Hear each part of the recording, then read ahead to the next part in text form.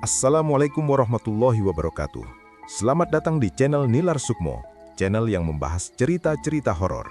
Namun sebelum lanjut ke cerita, yuk isi kehadiran di kolom komentar terlebih dahulu.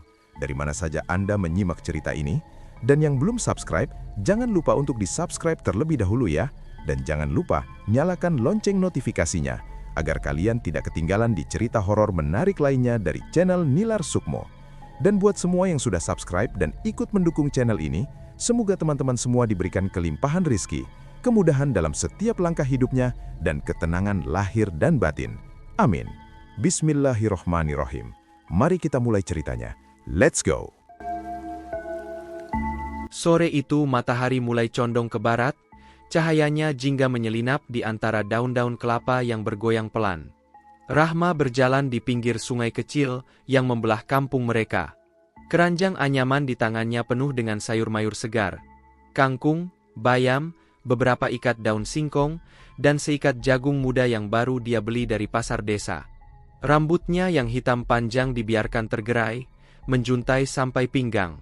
Baju kebaya sederhana berwarna hijau muda menempel di tubuhnya yang ramping, membuatnya tampak seperti gadis desa biasa yang polos dan penuh mimpi. Rahma baru berusia 18 tahun. Hidupnya sederhana, tinggal bersama ibunya yang sudah tua di rumah kayu kecil di ujung kampung.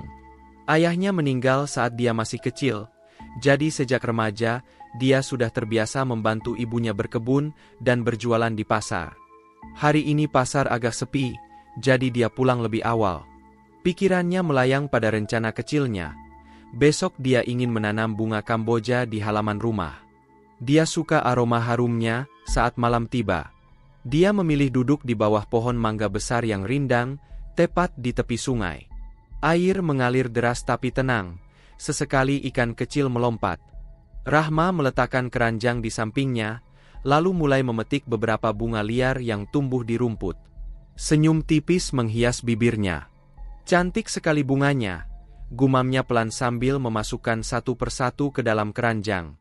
Tiba-tiba, suara langkah kaki di belakangnya membuat Rahma menoleh. Didik muncul dari balik semak, tangannya memegang sebatang rokok yang masih menyala. Pemuda berusia 23 tahun itu tinggi kurus, kulitnya sawo matang, matanya selalu seperti menyimpan rahasia gelap.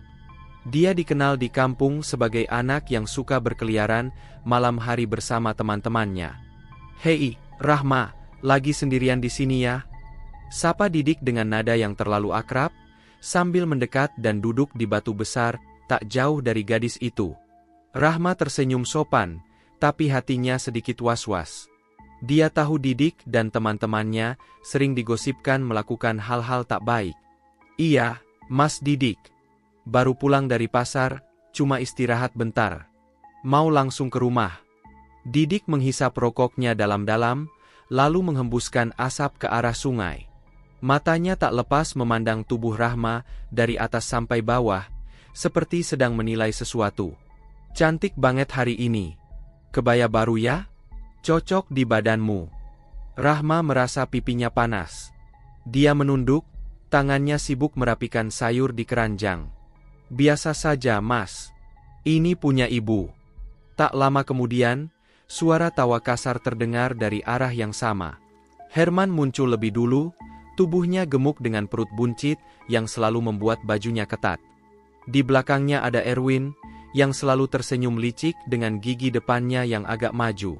Terakhir Yuda, yang paling pendiam di antara mereka, berjalan pelan dengan mata tajam yang selalu mengamati sekitar. "Wah, ada Rahma ternyata," seru Herman sambil tertawa lebar. Suaranya menggelegar. Dia langsung duduk di sebelah Didik, tanpa diminta. "Lagi apa sendirian? Nunggu pacar ya?" Rahma gelagapan. "Enggak, Mas Herman. Cuma duduk sebentar. Aku harus pulang, ibu nunggu masak malam." Erwin ikut mendekat, duduk di rumput tepat di depan Rahma, sehingga gadis itu tak bisa berdiri tanpa melewatinya. "Santai dong, Rahma. Kami kan tetangga. Ngobrol dululah. Jarang-jarang ketemu di sini." Yuda hanya berdiri di belakang, tangannya di saku celana, tapi matanya tak berkedip memandang Rahma. Dia tak banyak bicara, Tapi kehadirannya selalu membuat orang merinding entah kenapa. Didik menyeringai, membuang puntung rokoknya ke sungai. Betul, kata Erwin. Kami lagi jalan-jalan sore. Kebetulan lewat sini, lihat kamu sendirian. Kasihan kalau dibiarkan sendiri. Banyak orang jahat di kampung ini. Rahma mencoba tertawa kecil untuk meredakan ketegangan. Aku baik-baik saja, Mas. Sungai ini kan dekat kampung. Aku sering lewat sini. Herman menggelengkan kepala, tangannya tiba-tiba menyentuh lutut Rahma sekilas. Jangan gitu. Kami tawarin antar sampai rumah. Malam mulai gelap nih. Siapa tahu ada yang ganggu. Sentuhan itu membuat Rahma mundur sedikit, tubuhnya menegang. Enggak usah, Mas. Aku bisa sendiri.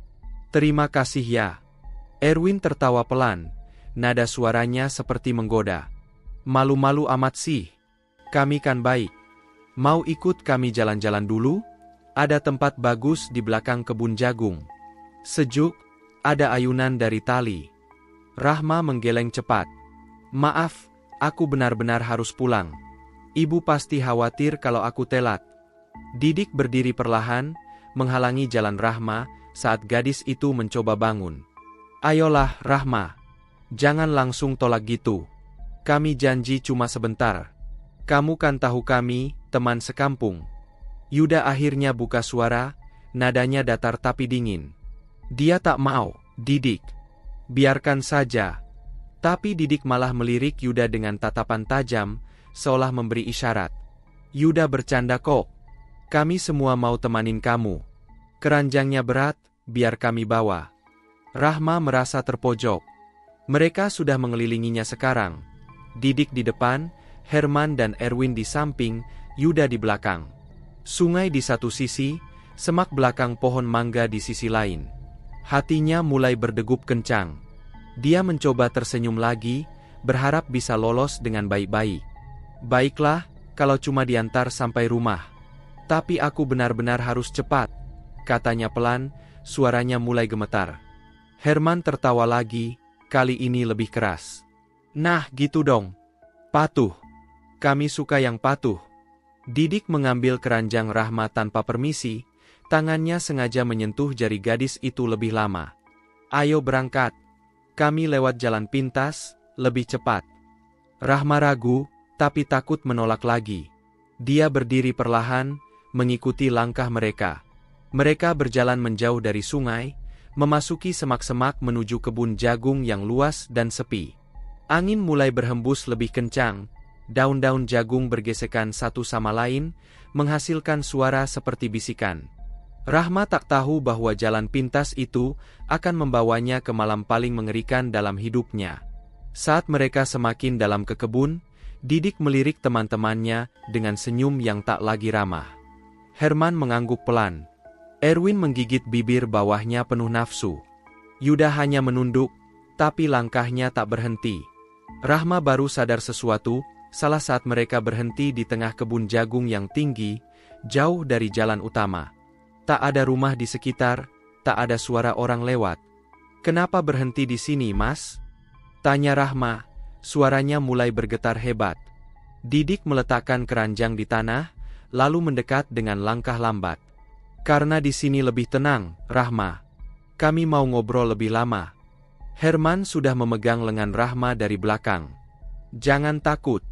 Kami cuma mau bermain sedikit. Erwin menutup mulut Rahma sebelum jeritannya keluar. SST, malam ini milik kami. Yuda berdiri di samping, matanya gelap. Rahma menatapnya memohon, tapi pemuda itu hanya memalingkan wajah. Malam tragis itu baru saja dimulai. Kebun jagung itu gelap gulita, hanya diterangi sinar bulan yang menyusup lewat celah-celah daun tinggi. Batang-batang jagung berdiri rapat, seperti dinding alami yang menyembunyikan segala rahasia. Angin malam berhembus pelan, membuat daun-daun bergesekan, menghasilkan suara seperti desisan ular. Rahma berdiri di tengah-tengah mereka, tubuhnya gemetar hebat, keranjang sayurnya sudah tergejatuh, jagung-jagung muda berhamburan di tanah berdaun kering. Didik mendekat lebih dulu, Wajahnya yang biasanya ramah kini berubah mengerikan di bawah bayang-bayang. Matanya berkilat penuh nafsu. "Kamu pikir bisa kabur dari kami, Rahma? Sudah lama kami incar kamu." Rahma mundur selangkah, punggungnya menabrak batang jagung yang keras. "Mas Didik, tolong, aku cuma mau pulang. Ini salah paham." Herman tertawa kasar dari belakang, suaranya menggema di antara tanaman tinggi. Tubuh gemuknya bergerak cepat, tangannya langsung mencengkeram lengan kiri Rahma dengan kuat sampai gadis itu meringis. "Salah paham apa? Kami sudah rencanain ini berhari-hari. Setiap kali kamu lewat pasar, kami perhatiin. Badanmu yang mulus ini, akhirnya jadi milik kami malam ini." Erwin muncul di sisi kanan, senyumnya lebar tapi dingin. Dia meraih lengan satunya lagi, jari-jarinya menggali kulit Rahma. "Jangan berisik ya, cantik. Kalau kamu teriak, kami tutup mulutmu paksa. Lebih baik nurut saja, biar cepat selesai." Yuda berdiri agak jauh, tapi dia tak pergi. Matanya menunduk ke tanah, tapi tangannya sudah siap menahan jika Rahma berontak. "Cepat selesaikan," katanya pelan, suaranya hampir tak terdengar. Rahma mulai menangis, air matanya mengalir deras. Tubuhnya bergetar tak terkendali. "Tolong lepaskan aku mohon, aku belum pernah, aku tak mau begini." Didik mendekatkan wajahnya, sampai napas panasnya terasa di pipi Rahma. "Justru karena belum pernah, kami makin pengen.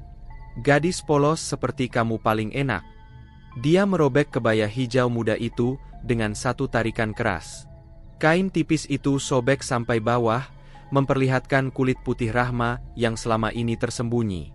Rahma berusaha menutup dada dengan tangan, tapi Herman dan Erwin menarik tangannya ke samping. "Jangan malu-malu," kata Herman sambil menjilat bibirnya. "Kami mau lihat semuanya." Erwin mulai mencium leher Rahma paksa, tangannya meremas payudara gadis itu kasar. "Lembut sekali, seperti yang kami bayangin."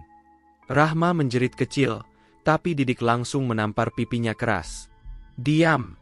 Satu lagi teriak, kami bikin lebih sakit." Jeritan Rahma berubah jadi isakan tersendat. Dia meronta, kakinya menendang-nendang, tapi udah maju dan memegang kedua pergelangan kakinya erat. "Jangan gerak banyak. Buang tenaga saja." Mereka menjatuhkan Rahma ke tanah, di atas daun-daun jagung yang kering dan menusuk kulit. Didik membuka celananya lebih dulu, matanya penuh kegilaan. "Aku yang pertama. Kalian sabar." Rahma memohon lagi, suaranya parau. "Mas Didik, kita tetangga, ingat ibuku, tolong jangan." Didik hanya tertawa pendek. "Ibumu tak akan tahu. Besok kamu pulang seperti biasa." Dia menindih tubuh Rahma, memaksa masuk dengan kasar. Rahma menjerit kesakitan, rasanya seperti tubuhnya robek. Darah mulai mengalir dari antara pahanya. "Sakit, tolong berhenti, aku mohon." Tapi Didik tak peduli. Dia bergerak cepat, nafasnya memburu seperti binatang. "Enak sekali, ketat banget." Herman memegang tangan Rahma agar tak memberontak, sambil berkata, "Sabar ya, giliranku sebentar lagi." Erwin sudah membuka bajunya sendiri, tangannya memegang bagian bawahnya sambil menunggu. "Cepat, Di. Aku sudah tak tahan." Setelah Didik selesai, dia bangun dengan puas, darah menempel di tubuhnya. "Giliranmu, men." Herman langsung menggantikan, tubuh gemuknya menekan Rahma sampai gadis itu sesak napas. "Akhirnya, aku paling suka yang ramping seperti kamu." Dia masuk lebih brutal, gerakannya kasar dan dalam. Rahma sudah tak kuat menjerit lagi, hanya isakan lemah yang keluar. Matanya kosong memandang langit malam, bintang-bintang seolah menertawakannya. "Kenapa kalian begini?" bisiknya pelan saat Herman masih bergerak. Herman hanya tertawa. "Karena kami bisa. Karena kamu lemah." Erwin tak sabar, dia mendorong Herman. "Sudah, ganti aku. Aku mau dari belakang." Mereka membalikkan tubuh Rahma seperti boneka. Erwin memegang pinggulnya, masuk dari belakang dengan paksa. Ini posisi favoritku. Bisa lebih dalam. Rahma merasakan rasa sakit yang baru, seperti tubuhnya hancur total. Darah semakin banyak mengalir, membasahi tanah di bawahnya. Yuda masih memegang kaki Rahma, tapi matanya mulai gelisah. Cukup belum? Dia sudah lemas. Didik meliriknya sinis. Kamu juga ikut, Yud. Jangan pura-pura suci. Yuda ragu sejenak, tapi akhirnya membuka celananya. Saat gilirannya, dia tak sebrutal yang lain, tapi tetap masuk dengan paksa. Rahma sudah tak bereaksi lagi, hanya napas tersengal dan tangis diam. Maaf, bisik Yuda pelan saat melakukannya, tapi tak ada maaf yang tulus di situ.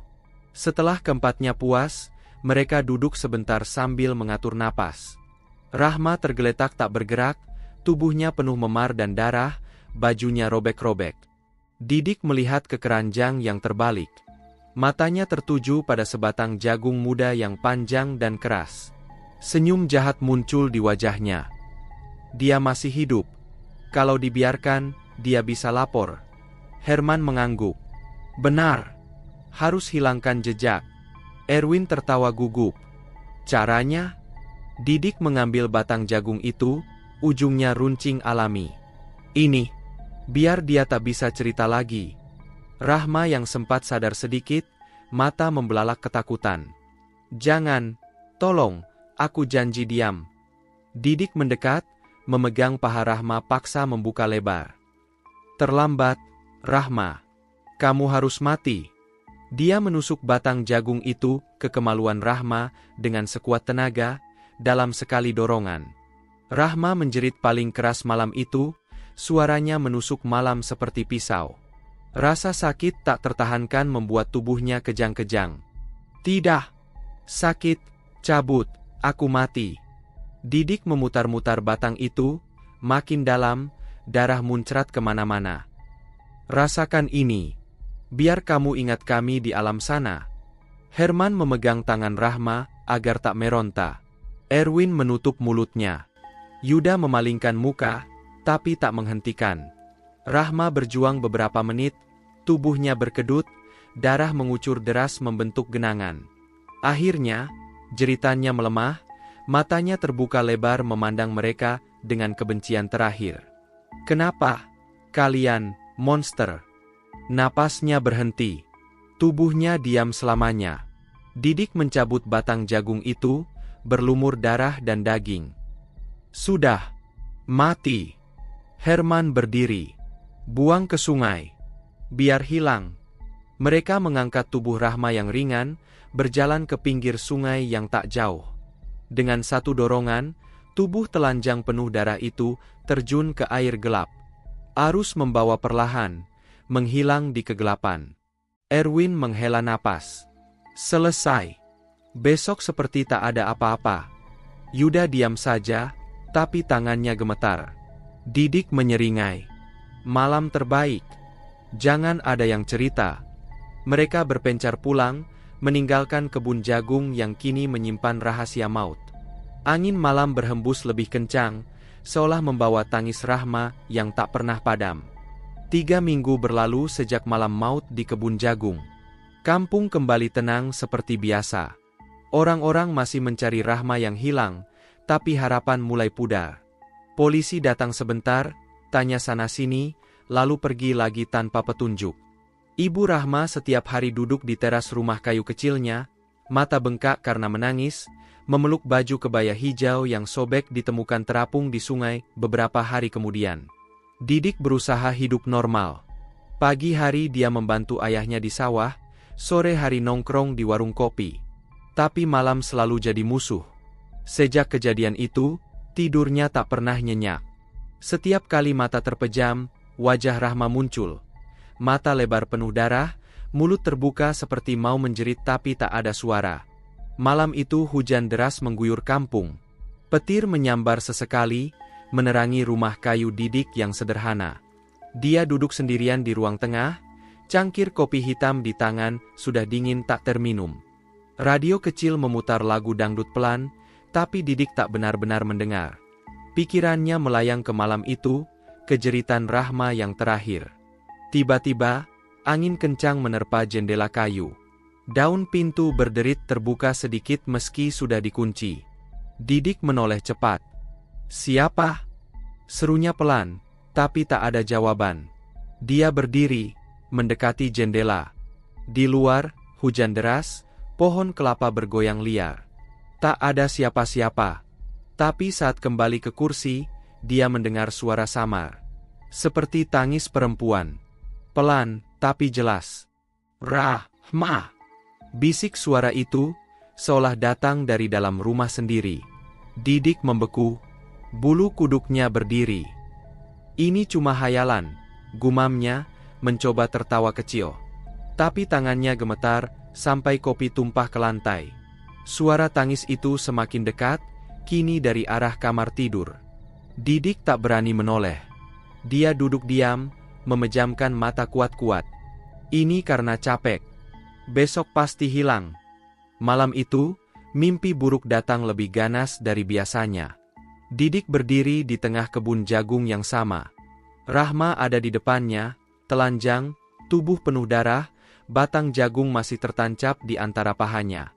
Matanya kosong, tapi mulutnya bergerak. "Kembalikan nyawaku, Didik. Kau yang mulai, kau yang tusuk aku." Didik mundur, tapi kakinya seperti terpaku. Rahma merangkak mendekat, tangannya mencakar tanah. "Sakitnya, kau tak tahu sakitnya." Didik berteriak dalam mimpi, lalu terbangun berkeringat dingin. Napasnya tersengal. Jam dinding menunjukkan pukul 3 dini hari. Di luar, hujan masih deras. "Hanya mimpi," katanya lagi pada diri sendiri, tapi suaranya tak meyakinkan. Pagi harinya, langit cerah seolah tak pernah hujan. Didik mandi cepat, berusaha melupakan. Dia pergi ke warung kopi di ujung kampung, tempat biasa mereka berkumpul. Herman sudah ada di sana, duduk dengan segelas teh manis, wajahnya agak pucat. Di, duduk sini," sapa Herman, tapi nada suaranya tak seperti biasa. Kurang ceria. Didik duduk di sebelahnya. "Kamu kenapa? Kayak habis digebukin orang." Herman tertawa paksa. "Kurang tidur aja. Semalam mimpi jelek." Didik menatap tajam. "Mimpi apa?" Herman menunduk, mengaduk tehnya pelan. "Gadis itu, Rahma, muncul di mimpi, bilang aku yang pertama tutup mulutnya. Terus dia deketin aku, tangannya dingin banget." Didik merasa jantungnya berhenti sejenak. "Serius? Aku juga semalam mimpi dia. Bilang aku yang tusuk dia." Mereka saling pandang lama, tak ada kata keluar. Akhirnya Herman angkat bahu. "Mungkin karena kita sering mikirin. Lupain saja. Dia sudah mati." Tapi kata-kata itu tak menghibur. Tak lama, Erwin datang dengan langkah tergesa. Wajahnya lebih buruk lagi, lingkaran hitam di bawah mata. "Kalian juga ya?" tanya Erwin langsung tanpa salam. "Semalam aku dengar suara aneh di rumah. Kayak orang nangis di bawah tempat tidur." Didik mengangguk pelan. "Aku juga dengar tangis." Erwin duduk, tangannya gemetar memegang rokok. "Aku mimpi dia robek bajuku lagi, tapi kali ini dia robek kulitku. Bangun-bangun, badanku penuh goresan merah, padahal tak ada apa-apa di kamar." Herman menelan ludah. "Ini gila. Kita harus tetap tenang. Jangan cerita ke siapa-siapa." Yuda muncul terakhir, seperti biasa diam. Dia duduk di pojok meja, memesan kopi hitam tanpa gula. Matanya tak menatap mereka langsung. "Kamu gimana, Yud?" tanya Didik pelan. Yuda mengangkat bahu tipis. "Sama." Dengar bisikan. "Dia bilang aku tahan kakinya, sekarang dia mau tahan napasku." Suasana warung tiba-tiba terasa berat. Burung-burung yang biasa berkicau di pohon warung, seolah diam semua. Angin siang pun terasa lebih dingin. Erwin mencondongkan badan. "Kita harus lakukan sesuatu. Mungkin ke dukun, atau mandi kembang, apa saja." Didik menggeleng keras. "Jangan gila. Kalau kita ke dukun bareng-bareng, orang curiga. Kita harus biasa saja." Herman menghela napas panjang. "Benar juga. Mungkin ini cuma rasa bersalah biasa. Lama-lama hilang sendiri. Tapi malam berikutnya, bayangan semakin nyata. Didik di rumah sendirian lagi. Listrik mati karena angin kencang. Dia nyalakan lilin di meja kecil. Cahaya kuning temaram menerangi ruangan. Tiba-tiba, bayangan di dinding bergerak sendiri. Seperti sosok perempuan rambut panjang berdiri di belakangnya. Didik menoleh cepat. Tak ada siapa-siapa. Tapi saat kembali lihat dinding, bayangan itu masih ada, mendekat pelan. "Siapa di sana?" bentak Didik, suaranya bergetar.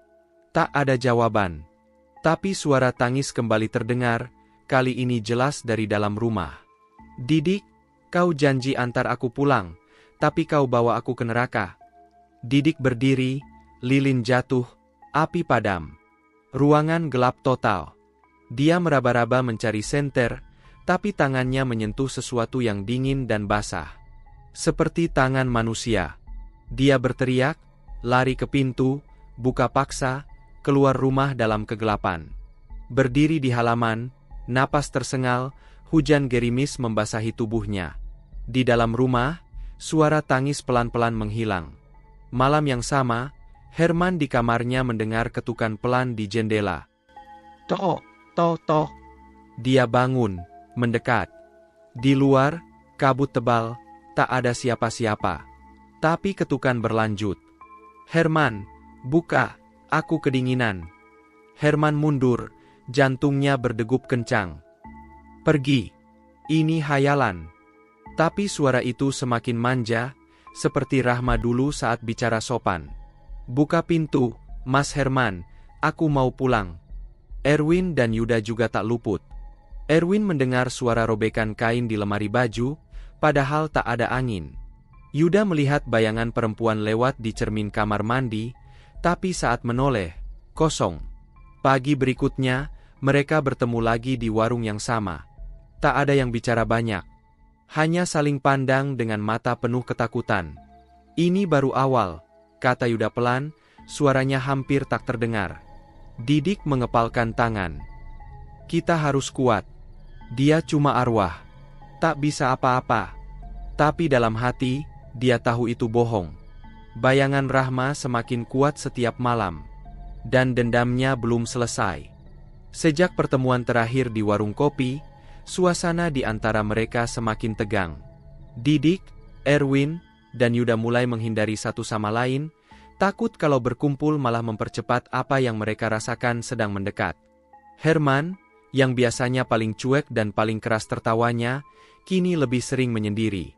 Tubuh gemuknya terlihat agak menyusut, wajahnya selalu basah keringat meski malam dingin. Malam itu adalah pesta kecil di rumah tetangga, perayaan sunatan anak kecil. Herman diundang karena dia dekat dengan keluarga itu. Awalnya dia ragu pergi, tapi akhirnya memutuskan keluar rumah. Biar pikiran segar, katanya pada dirinya sendiri. Minum-minum sedikit, makan sate, ngobrol dengan orang banyak, mungkin cukup untuk mengusir bayangan yang akhir-akhir ini selalu mengintai. Pesta berlangsung ramai sampai larut. Lampu neon berkedip-kedip, musik dangdut menggelegar dari speaker besar. Herman duduk di pojok, segelas tuak di tangan, tertawa bersama beberapa pria lain. Tapi setiap kali musik berhenti sejenak, dia seperti mendengar suara lain. Tangis pelan perempuan di kejauhan. "Kamu kenapa, men? Kayak orang tak tenang," tanya Pak Maman, tuan rumah. Herman gelagapan, tertawa paksa. "Capek aja, Pak. Kerja sawah seharian." Pukul 11 malam, pesta mulai sepi. Herman pamit pulang. Jalan setapak menuju rumahnya gelap, hanya diterangi bulan separuh yang tertutup awan tipis. Pohon-pohon kelapa di kanan kiri bergoyang pelan, daunnya bergesekan seperti berbisik. Udara malam terasa lebih berat dari biasanya. Herman berjalan cepat, tangannya di saku jaket. Tiba-tiba angin dingin menyapu punggungnya, seperti ada yang meniup langsung ke kulit. Dia menoleh. Tak ada siapa-siapa. Hanya kegelapan. "Hayalan lagi," gumamnya, mempercepat langkah. Tapi beberapa detik kemudian, dia mendengar langkah kaki di belakang. Pelan, tapi jelas. Tap, tap, tap. Seperti orang bertelanjang kaki di tanah.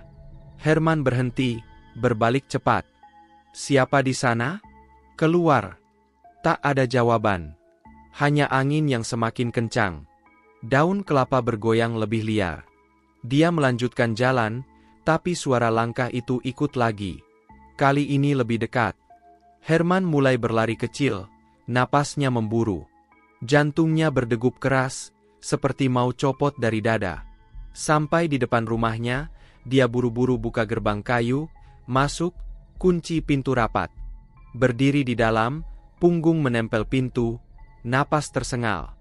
Gila, pasti cuma anjing liar. Rumah Herman kecil, hanya 2 kamar. Dia nyalakan lampu ruang tengah, duduk di kursi kayu tua.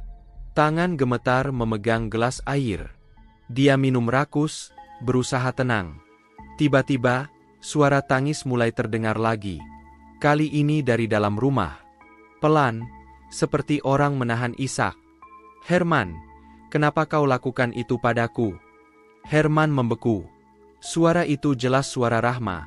Manja, lembut, tapi kini penuh dendam. Siapa? Keluar. Bentak Herman, berdiri sambil memegang golok kecil di meja. Tak ada jawaban fisik. Tapi tangis itu semakin keras, kini dari arah kamar tidur. Herman mendekat pelan, golok di tangan. Pintu kamar sedikit terbuka. Dia dorong pelan. Di dalam gelap, tapi dia bisa lihat sosok samar di sudut kamar.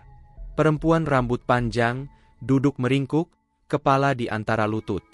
Siapa kamu? Seru Herman lagi. Sosok itu mengangkat kepala pelan. Wajah Rahma. Pucat seperti mayat, mata hitam pekat tanpa putih, darah menetes dari sudut bibir dan dari antara pahanya yang telanjang. Kau yang pertama kali tutup mulutku, Herman. Kau tahan tanganku saat mereka robek aku. Herman mundur, golok jatuh ke lantai. Tidak, kamu sudah mati, ini mimpi. Rahma bangun perlahan, tubuhnya seperti melayang sedikit di atas lantai. Darah menetes kemana-mana, tapi tak membasahi lantai. Sekarang giliranmu rasain apa yang aku rasain. Herman berteriak, lari ke ruang tengah, tapi pintu rumah tiba-tiba tertutup sendiri. Kunci berputar tanpa ada yang pegang. Dia panik, pukul-pukul pintu. Buka! Tolong! Ada orang! Tapi di luar sunyi. Tak ada tetangga yang dengar. Rahma sudah ada di belakangnya. Herman merasa napas dingin di tengkuk. Kau suka yang patuh kan? Sekarang patuh padaku. Tangan dingin memegang bahunya. Herman berbalik, tapi tak ada apa-apa secara kasat mata. Tapi rasa sakit tiba-tiba menusuk lehernya. Seperti ditusuk benda tajam berulang kali. Dia memegang leher, darah mulai mengalir dari luka-luka kecil yang tiba-tiba muncul. Sakit, berhenti, aku minta maaf. Suara Rahma tertawa pelan, dingin. Maaf? Terlambat. Kau tertawa saat aku mohon. Luka semakin banyak. Di dada, di perut, di paha. Herman jatuh berlutut, darah mengucur deras. Dia merangkak ke arah tali gantungan baju yang tergantung di dinding. Entah kenapa, tubuhnya seperti dikendalikan. Tali itu melilit lehernya sendiri. Tolong, jangan. Isaknya lemah. Tapi tali semakin kencang. Kakinya menggapai-gapai di udara saat tubuhnya terangkat. Matanya melotot, lidah menjulur. Napas terakhirnya tersendat. Rahma berdiri di depannya, wajahnya semakin jelas. 1 selesai. 3 lagi. Tubuh Herman diam tak bergerak lagi. Darah menetes dari ujung kakinya ke lantai. Pagi harinya, tetangga yang curiga karena tak ada asap dapur datang mengetuk. Tak ada jawaban. Mereka dobrak pintu dan menemukan pemandangan mengerikan. Tubuh Herman tergantung di pohon mangga belakang rumah, bukan di dalam rumah seperti malam sebelumnya. Lehernya penuh luka tusuk dalam, seperti ditusuk batang tajam berulang kali. Mata terbuka lebar, penuh ketakutan. Kampung gempar. Polisi datang lagi, tapi tak ada jejak paksaan masuk rumah. Pintu dan jendela terkunci dari dalam. Hanya tali yang digunakan untuk gantung diri, tapi luka-luka itu tak bisa dijelaskan. Didik mendengar berita itu dari radio kecil di rumahnya. Tubuhnya langsung lemas. Dia tahu ini bukan bunuh diri biasa. Siang itu, dia, Erwin, dan Yuda bertemu diam-diam di belakang masjid kampung, tempat sepi. "Ini pasti dia," kata Erwin pelan, wajahnya pucat seperti kertas. Didik menggeleng, tapi suaranya gemetar. "Kita tak boleh panik. Herman mungkin stres sampai gantung diri." Yuda menatap Didik tajam. "Luka tusuk di lehernya? Sama seperti yang kita lakukan padanya. Ini bukan kebetulan." Erwin memegang kepala sendiri. "Aku takut, Di. Malam ini giliran siapa?" Didik mencoba tegas. "Kita harus tetap tenang. Jangan sendirian malam-malam. Kita jaga satu sama lain." Tapi dalam hati, dia tahu itu tak akan membantu. Rahma sudah mulai menuntut balas. Dan Herman baru yang pertama. Malam itu, angin kampung berhembus lebih dingin. Daun-daun jagung di kebun jauh sana bergoyang pelan, seolah menyambut korban berikutnya. Kematian Herman membuat kampung semakin gaduh. Orang-orang berbisik tentang kutukan, tentang arwah gentayangan yang tak tenang. Polisi datang lagi, memeriksa mayat, tapi tak menemukan sidik jari asing atau jejak orang lain. Mereka menyimpulkan bunuh diri karena depresi, tapi tetangga tahu Herman bukan tipe seperti itu. Dia selalu ceria, selalu tertawa paling keras. Didik, Erwin, dan Yuda tak lagi bertemu di warung kopi. Mereka saling menghindar, takut kalau mata satu sama lain akan mengingatkan pada malam berdarah itu. Tapi ketakutan mereka justru semakin besar karena kesendirian. Erwin paling parah terpengaruh. Sejak Herman mati, dia tak bisa tidur lebih dari 1 jam. Matanya cekung dalam, kulitnya pucat seperti orang sakit parah. Dia sering duduk di teras rumahnya sampai subuh, memandang jalan kosong, rokok demi rokok habis di tangannya. Setiap bayangan yang lewat membuatnya loncat ketakutan. Malam setelah pemakaman Herman, Erwin duduk di kamarnya sendirian. Lampu neon kecil menyala redup, menerangi dinding yang sudah mengelupas. Radio mati, hanya suara jangkrik dari luar. Tiba-tiba, dia mendengar ketukan pelan di jendela kamar. Tok, tok, tok. Erwin menoleh cepat. Jendela ditutup rapat, gorden tertutup. Di luar gelap, hanya pohon pisang bergoyang pelan. "Siapa?" tanyanya pelan, suaranya bergetar. Tak ada jawaban. Tapi ketukan berlanjut, kali ini lebih cepat. Tok, tok, tok, tok, tok, tok. Erwin berdiri, mendekati jendela dengan hati-hati. Dia singkap gorden sedikit. Di luar kosong. Hanya angin. Dia mundur, napas lega sebentar.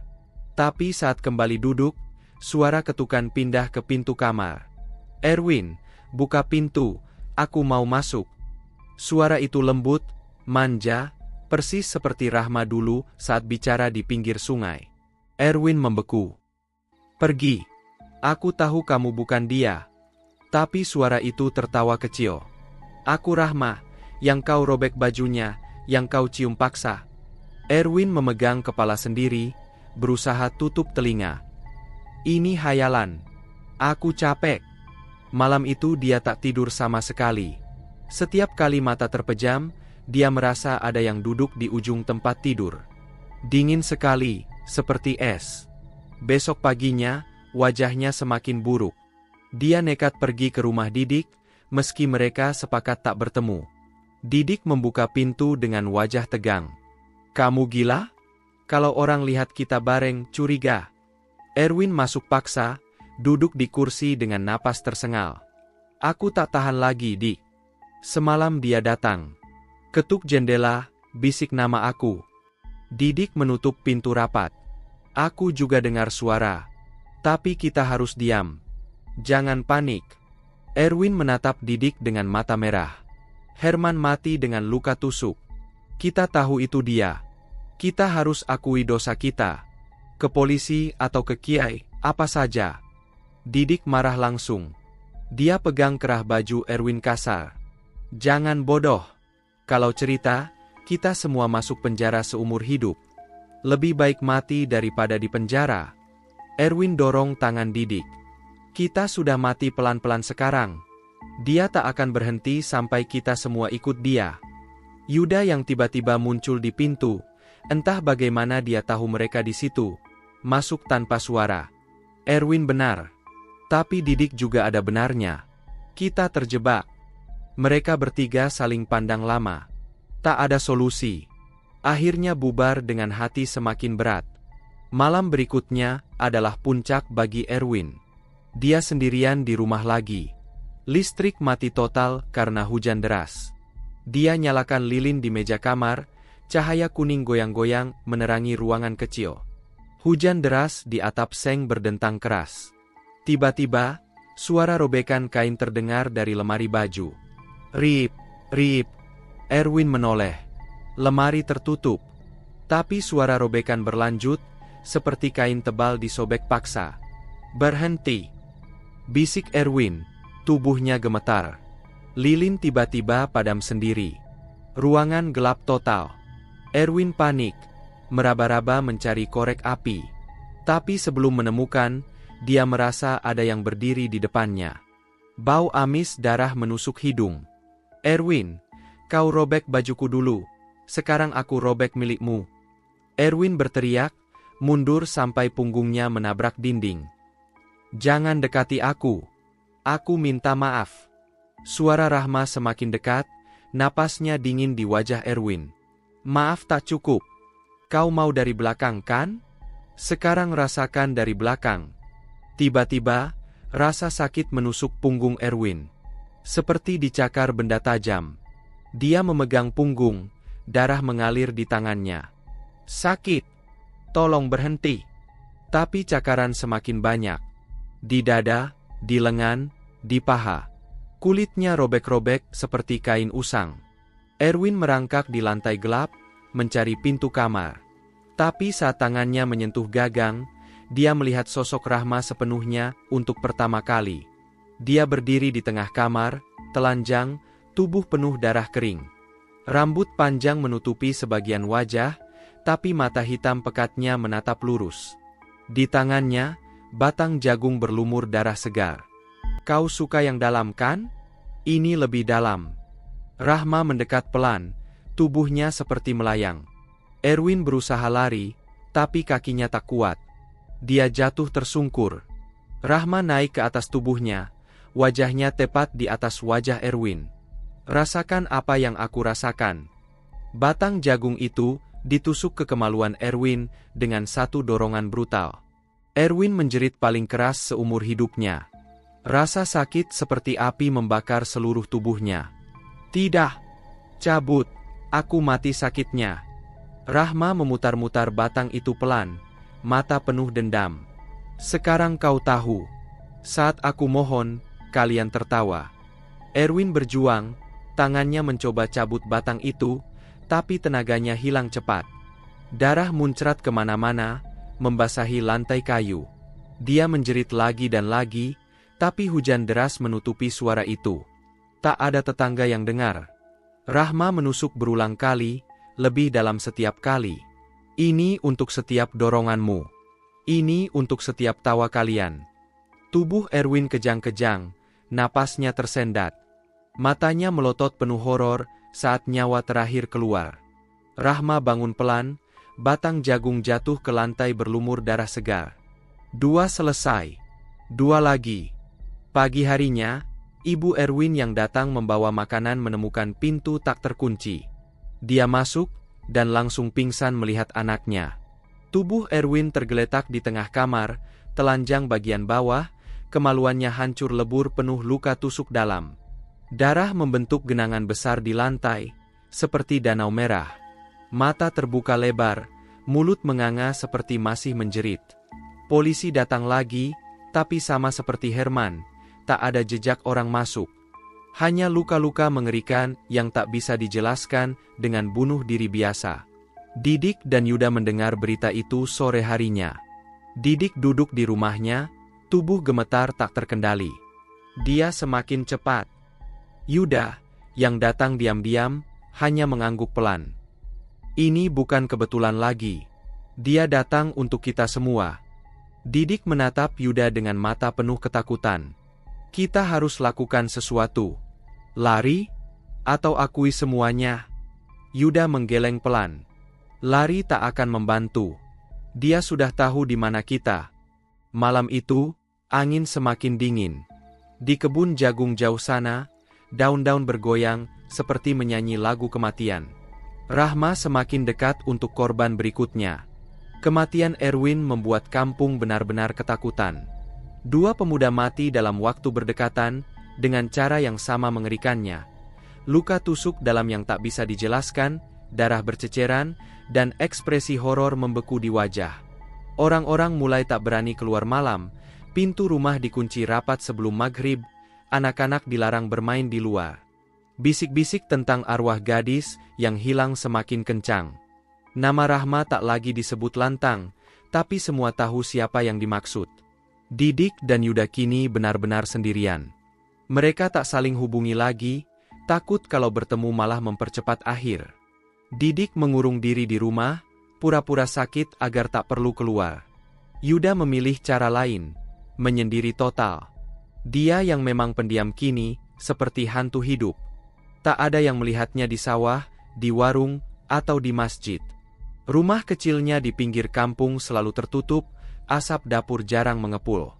Yuda duduk di lantai kamarnya setiap malam, memandang dinding kosong. Matanya tajam seperti dulu, tapi kini penuh bayangan hitam. Dia tak lagi tidur nyenyak sejak malam itu. Setiap kali mata terpejam, dia kembali ke kebun jagung. Tangannya memegang kaki Rahma yang dingin karena ketakutan. Wajah gadis itu memohon padanya saat dia ikut bergantian. Dia yang paling akhir, yang paling pelan, tapi tetap melakukannya. "Maafkan aku, Rahma," gumamnya suatu malam, suaranya hampir tak keluar. "Aku tak ingin ikut. Aku cuma takut sama mereka." Tapi tak ada jawaban. Hanya angin malam yang menyusup lewat celah jendela kayu. Malam itu hujan kembali turun. Petir sesekali menyambar, menerangi sebentar ruangan kecil Yuda. Dia duduk bersila di sudut, tangan memeluk lutut. Lilin kecil di depannya goyang-goyang, bayangannya menari di dinding, seperti sosok menari lambat. Tiba-tiba, suara bisikan mulai terdengar. Pelan sekali, seperti angin tapi berbentuk kata. "Yuda, kau tahan kakiku, kau buat aku tak bisa lari." Yuda menegakkan kepala. Dia menoleh ke segala arah. Ruangan kosong. "Ini cuma di kepala," katanya pelan, mencoba yakinkan diri. Tapi bisikan itu datang lagi, kali ini dari bawah tempat tidur.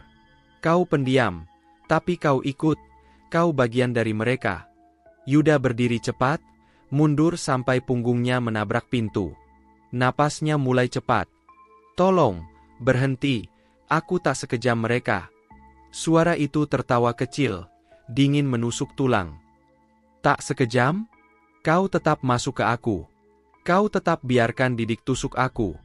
Yuda memegang kepala sendiri, jari-jarinya menggali rambut.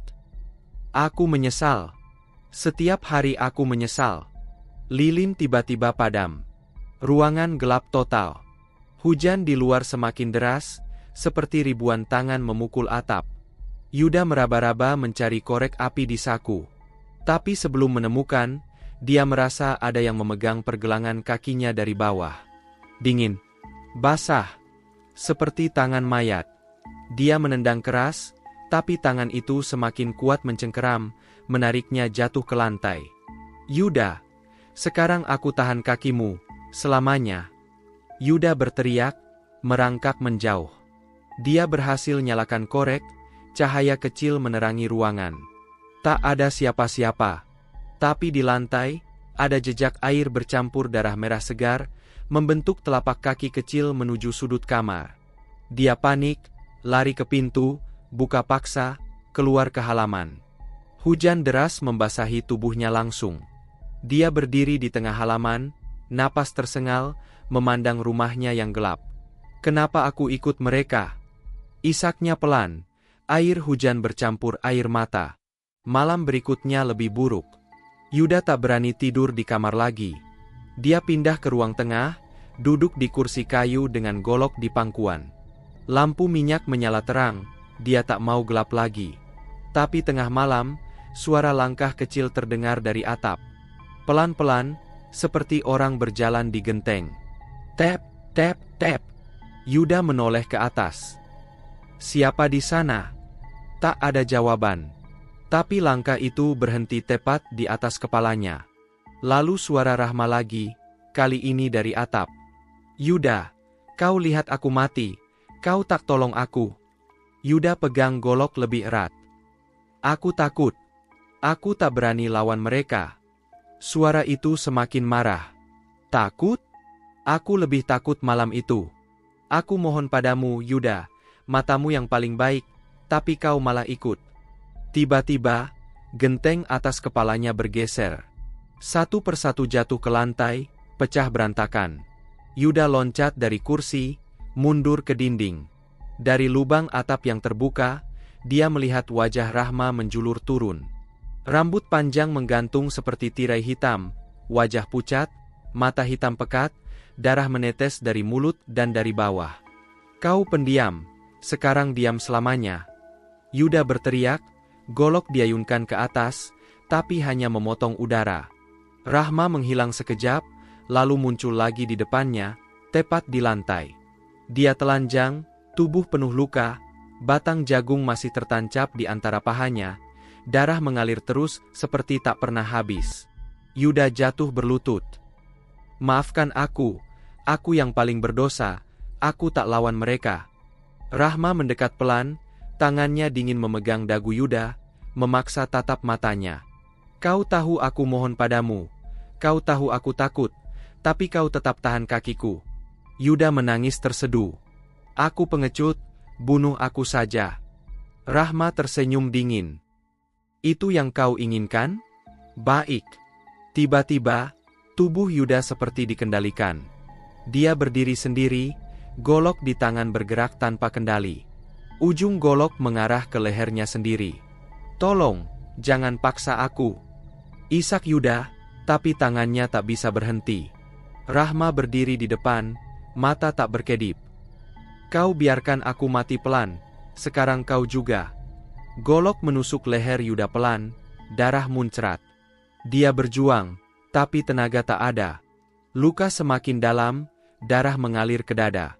Dia jatuh berlutut lagi, napas tersendat. Rahma mendekat, tangannya memegang tali yang tiba-tiba ada di atap, tali yang sama seperti yang digunakan Herman. Tali melilit leher Yuda, lalu tubuhnya terangkat pelan. Kakinya menggapai-gapai di udara, mata melotot penuh penyesalan. Rahma memandang dari bawah. 3 selesai. 1 lagi. Napas Yuda berhenti. Tubuhnya diam bergantung di tengah ruang tengah, darah menetes perlahan ke lantai. Pagi harinya, tetangga yang khawatir karena tak ada tanda kehidupan datang mengetuk. Tak ada jawaban. Mereka dobrak pintu, dan langsung mundur ketakutan. Tubuh Yuda tergantung di atap ruang tengah, leher robek dalam, luka tusuk kecil di sekujur tubuh seperti cakaran. Mata terbuka lebar, tapi kali ini ekspresinya bukan horor, melainkan penyesalan mendalam. Kampung semakin panik. 3 pemuda mati sama mengerikannya. Orang-orang mulai bicara terang-terangan. Ini balas dendam arwah Rahma. Didik mendengar berita itu saat sore. Dia duduk di kamarnya, tubuh gemetar hebat. Tangan memegang pisau kecil, tapi tak tahu mau apa. Aku yang terakhir, gumamnya pelan. Dia simpan aku untuk akhir. Malam itu, dia memutuskan lari. Mengemasi baju sedikit, uang tabungan, dan keluar rumah diam-diam. Dia berjalan cepat menuju hutan kecil di belakang kampung, berencana sembunyi di gubuk tua pemburu yang sudah lama tak dipakai. Tapi di tengah jalan, angin dingin menyapu. Suara tangis Rahma sudah terdengar di kejauhan. Didik, kau tak bisa lari, kau yang paling berdosa. Didik berlari, napas tersengal. Hutan gelap menyambutnya, tapi dia tahu, dendam Rahma tak akan berhenti sampai selesai. Didik tersentak, napasnya tersengal-sengal, membelah kelembapan malam. Setiap langkah yang diambilnya terasa seperti menembus lumpur tebal, padahal dia berlari di atas tanah kering, akar-akar pohon besar. Jantungnya berdebar, memukul-mukul rusuknya seolah ingin melarikan diri. Bau lembab tanah, dedaunan busuk, dan ketakutan yang mencekik memenuhi hidungnya. Dia telah lari tanpa henti sejak matahari terbenam, meninggalkan gubuk reot tempat dia melakukan perbuatan keji itu. Tujuan pelariannya adalah hutan yang gelap dan terpencil di balik bukit, tempat yang tak pernah dijamah penduduk desa karena dianggap angker. Di sana, di antara pepohonan menjulang yang cabangnya tampak seperti tangan raksasa menggapai, ia menemukan tujuannya. Sebuah gubuk tua yang hampir roboh, terbuat dari kayu lapuk dan atap rumbia yang berlumut.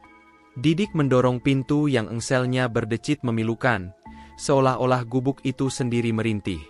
Di dalamnya gelap, hanya ada sedikit cahaya rembulan yang menyelinap dari celah-celah dinding.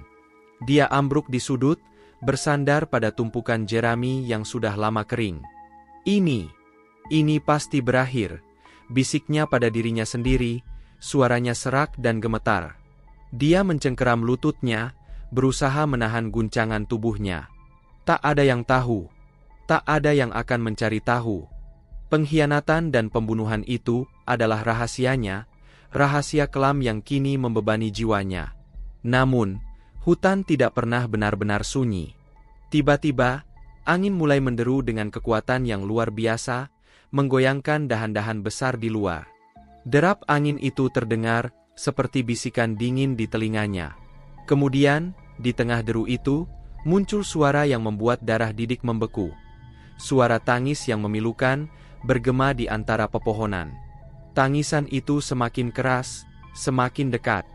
Itu bukan tangis biasa. Itu adalah ratapan penuh kepedihan dan amarah yang mendalam, sebuah melodi kematian yang sudah dikenalnya. Didik. Suara itu tipis, seperti embusan asap, namun mematikan. Didik, kau yang tusuk aku. Kau mengambil hidupku demi sebidang tanah dan sepasang mata uang kotor. Sekarang giliranmu. Didik melonjak berdiri, matanya liar mencari-cari sumber suara. Keringat dingin membasahi punggungnya. Dia tahu suara itu. Mustahil, tapi dia tahu. Dia berbalik dengan gerakan patah-patah, dan teror yang paling dalam merayap dari kakinya hingga ke ubun-ubun. Di ambang pintu gubuk, berdiri Rahma. Bukan Rahma yang dikenalnya, yang lembut dan penuh senyum. Sosok di depannya adalah arwah Rahma, tampak tembus pandang namun memancarkan aura dingin yang menusuk tulang. Pakaiannya yang terakhir kali dilihat Didik, kemeja coklat muda dan sarung batik, kini tampak kusam dan basah oleh apa yang Didik tahu adalah darahnya sendiri. Bagian yang paling mengerikan adalah matanya. Mata itu tidak lagi memiliki kehangatan, melainkan dua lubang hitam yang diselimuti api dendam yang membara. Arwah itu memegang sesuatu di tangannya. Batang jagung kering yang runcing, tampak biasa, namun kini berkilau mematikan di bawah cahaya rembulan yang redup. Didik tersungkur ke belakang, menjerit seperti binatang yang terjebak. Tidak, Rahma, maafkan aku. Aku tidak sengaja. Aku gelap mata. Dia mencoba merangkak mundur, tetapi punggungnya sudah menyentuh dinding yang lapuk. Arwah Rahma tidak bergeming. Wajahnya yang pucat dan tanpa ekspresi perlahan membentuk seringai tipis, dingin, dan mengerikan. Terlambat, Didik, jawab arwah itu, suaranya kini terdengar seperti gemerisik daun yang terbakar. Permintaan maafmu tak bisa mengembalikan napas yang kau renggut dariku. Kau tak memberiku kesempatan. Kau ingin aku menderita, kau ingin aku diam. Sekarang kau harus tahu rasakan penderitaanku. Arwah Rahma melangkah maju, perlahan, dengan langkah yang tidak menghasilkan suara. Setiap langkah yang diambilnya terasa seperti palu yang menghantam dada Didik. Ruangan itu terasa semakin dingin, seolah-olah Didik diselimuti oleh es dari alam baka. Kau menusukku saat aku tak melihatmu. Kau menusukku berkali-kali, Rahma melanjutkan, tatapannya tak pernah lepas dari Didik. Aku ingat. Aku merasakan setiap tusukan itu. Sekarang, aku ingin kau mengingatnya juga. Didik merangkak di lantai gubuk yang berdebu, mencari senjata, mencari jalan keluar, tetapi tidak ada. Dia benar-benar terjebak, berhadapan dengan bayangan dari perbuatannya sendiri. Tolong! Jangan! Aku mohon! Didik menjerit, memohon belas kasihan pada jiwa yang dia hancurkan. Rahma mengangkat batang jagung runcing itu. Batang yang sederhana, namun di tangan arwah itu, ia menjadi senjata yang jauh lebih menakutkan daripada pisau baja manapun. Tubuhmu harus merasakan sakit yang sama, Didik. Rasa takut yang sama. Arwah itu menerjang. Didik berusaha melawan, mendorong tangannya ke udara, menendang. Tetapi sentuhan arwah itu dingin dan menusuk, tak terhindarkan. Dia merasakan ujung batang jagung itu menusuknya. Sekali, Didik menjerit. Rasanya bukan hanya tusukan fisik, tetapi tusukan ke inti jiwanya, rasa sakit yang membakar dan membekukan pada saat yang sama. Arwah Rahma tidak berhenti. Seperti yang Didik lakukan padanya, arwah itu menusuknya berulang kali, dengan irama yang kejam dan tanpa ampun. Tusukan kedua, ketiga, keempat. Setiap tusukan adalah pengulangan dari momen mengerikan di gubuk Rahma. Setiap tusukan adalah gema dari jeritan kesakitan Rahma yang tidak didengar Didik saat itu. Didik merasakan kekuatan meninggalkannya. Rasa sakit itu tak tertahankan, membanjiri kesadarannya. Dia terbatuk, dan cairan merah keluar dari mulutnya. Visi tentang wajah Rahma yang terluka kembali menghantuinya, kini dicampur dengan wajah arwahnya yang dingin dan penuh kemenangan. Dendam terbalaskan. Bisik arwah Rahma untuk terakhir kalinya, suaranya kini terdengar sedikit lebih lembut, sedikit lebih damai. Tubuh Didik jatuh ke samping, ambruk di atas jerami busuk. Darah hangatnya mengalir, membasahi lantai tanah gubuk yang dingin, sama seperti darah Rahma yang telah mengering di gubuknya yang lain. Matanya memandang kosong ke atap yang berlubang, lalu perlahan terpejam, dan napasnya terhenti. Pagi harinya adalah pagi yang cerah dan damai di desa Sukamaju, sebuah ironi yang kejam bagi apa yang telah terjadi di malam sebelumnya. Seorang pencari kayu bakar yang terlambat dan tersesat menemukan gubuk tua itu. Dia terkejut melihat sosok Didik, pria yang dikenal pendiam dan sedikit misterius, tergeletak tak bernyawa. Mayatnya ditemukan dengan luka tusukan di sekujur tubuh. Anehnya, luka-luka itu tampak seperti berasal dari benda tumpul, bukan pisau tajam, tetapi mematikan. Pakaiannya koyak dan bersimbah darah. Desa gempar. Mereka berbondong-bondong datang, berbisik dan berspekulasi. Siapa yang sejahat itu? Apa dia punya musuh rahasia? Polisi dari kota datang, memeriksa gubuk, tetapi mereka bingung. Tidak ada sidik jari yang jelas, tidak ada jejak kaki asing. Luka-lukanya aneh, dan tidak ada senjata pembunuhan yang ditemukan. Batang jagung kering yang runcing itu telah hilang, seolah-olah tidak pernah ada. Tak ada yang tahu rahasia gelap itu. Tak ada yang menghubungkan kematian Didik dengan lenyapnya Rahma yang selama ini mereka anggap pindah atau melarikan diri. Mereka tidak tahu tentang perselingkuhan, pengkhianatan, dan pembunuhan yang dipicu oleh keserakahan. Tetapi malam itu, dan malam-malam setelahnya, para penduduk desa yang tidur di dekat hutan memperhatikan sesuatu. Angin malam tak lagi membawa tangis. Ratapan pilu yang sering mereka dengar dari arah hutan selama beberapa minggu terakhir, ratapan yang mereka kira hanya suara alam atau ilusi, telah hilang.